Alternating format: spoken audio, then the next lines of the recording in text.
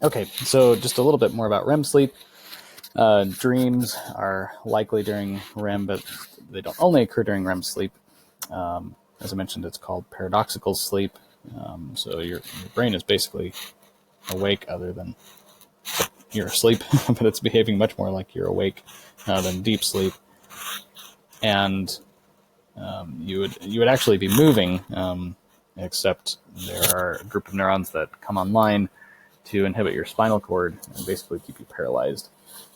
There are disorders in which this paralysis is not functioning, and so people will act out their dreams, and it can pose a lot of problems.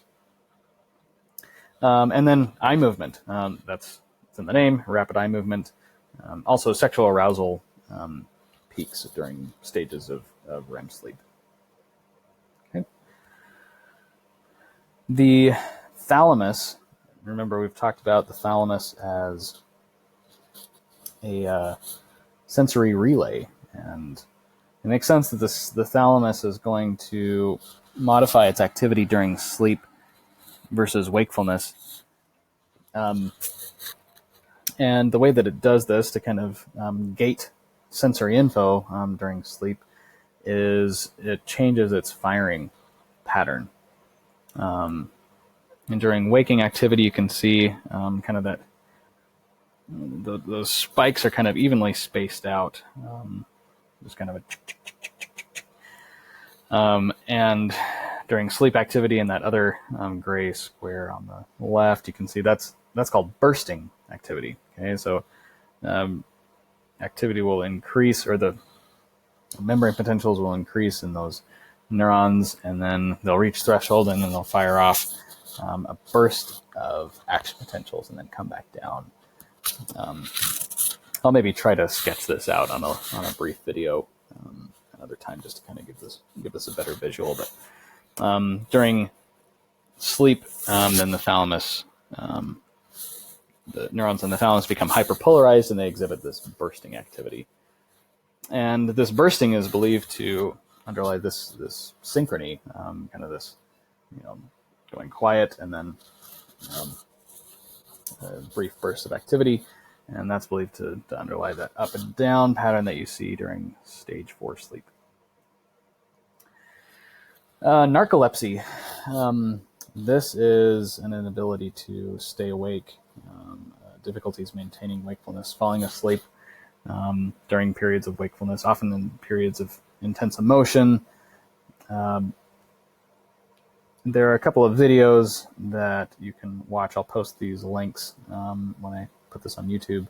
But this is, it's now been determined that orexin deficiency is really at the core of this disorder, narcolepsy. Sleep apnea, just wanted to briefly touch on this. Since it's a common disorder, you probably know somebody with sleep apnea. This is periods of breathlessness during sleep. There are a number of factors that contribute to this. One is obesity. So if you have a lot of adipose tissue on the back of your neck, it'll kind of elevate your body relative to your head, and that can cause a restriction of airways. And so one way to treat this is with a continuous positive airway pressure machine, a CPAP, and there are some masks that just go over your nose, or sometimes over your nose and mouth, and they'll just kind of keep higher air pressure down those airways so they'll stay open. So this is the table summary that I mentioned before. You can see pontomesencephalon. Remember, that's part of the reticular formation, the locus coeruleus, basal forebrain, hypothalamus. And these are those neurotransmitters that are listed in the learning objectives. So just these highlighted ones are the ones that you need to know, but know which brain regions release them and basically what the effects on behavior are. Okay. One last thing, I'll post a link to this TED Talk.